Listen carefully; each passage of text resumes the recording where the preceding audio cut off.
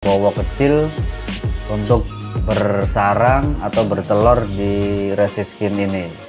Nah, seperti ini kita biasanya sering cek karena untuk membuat burung itu lebih jinak dan memahami karakter tiap burung itu. Kalau biasanya saya sering ceknya seperti ini.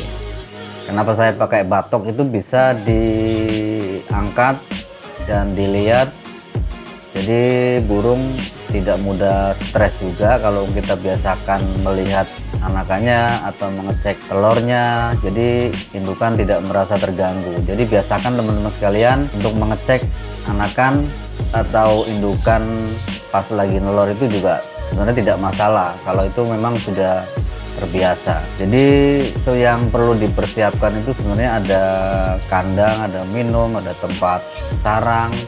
Untuk tanaman-tanaman seperti ini hanya opsional aja, bisa ditambahkan bisa enggak. Ini contoh yang pakai gowok.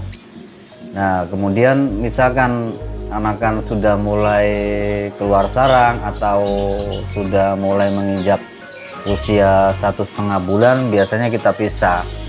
Jadi anakan-anakan yang seperti ini usahakan kalau bisa dijemur di matahari pagi antara jam 7 sampai jam 10 lah, misalkan itu sudah cukup untuk mereka. Dan untuk resiskin sendiri itu paling senang kalau dijemur itu adalah mandi. Jadi mandi pagi untuk anakan-anakan resiskin itu sangat wajib biasanya. Pas memang tidak ada hujan atau mendung, kalau panasnya pas, itu sangat membantu untuk menguatkan kesehatan di burung-burung anakan resiskin. Jadi teman-teman, misalkan untuk yang anakan seperti ini, biasanya saya karena dia masih belum kuat untuk makan bijian, biasanya saya sediakan telur. Sebenarnya telur sendiri pun kalau full kita berikan ke anakan akan habis. Cuman untuk sepengetahuan saya itu biasanya kita tidak boleh full ngasih telur di anakan resiskin, karena biasanya kelihatannya dia makan banyak tapi di pertumbuhannya itu biasanya kurang maksimal. Nah, di sini saya juga ada pakan tambahan, biasanya berupa egg food yang lain yang bentuknya itu kayak egg food dry atau yang lain. Selain itu juga kita perlu tambahkan juga biasanya sawi hijau. Kalau saya membiasakan untuk burung-burung siskin atau black throat itu biasanya di sawi hijau, karena sawi hijau itu tidak bau atau tidak busuk karena memang tiap hari kita ganti. Jadi memang kalau bagusnya itu sebenarnya pakai daun selada atau sawi hijau yang saya pakai seperti ini.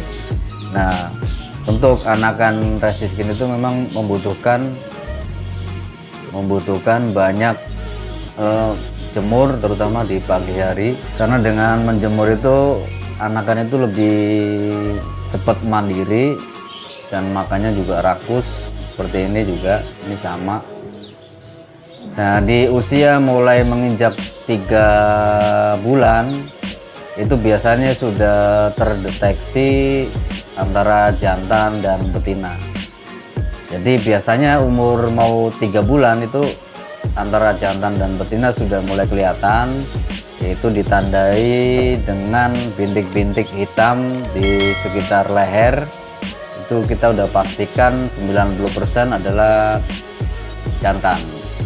Biasanya kalau betina itu lebih dominan agak ke abu-abuan dan tidak ada bercak-bercak hitam di sekitar leher.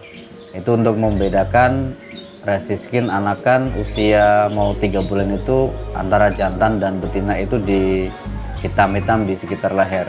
Seperti ini yang sebelah kiri itu pasti jantan, karena memang sudah mulai keluar hitam di sekitar leher.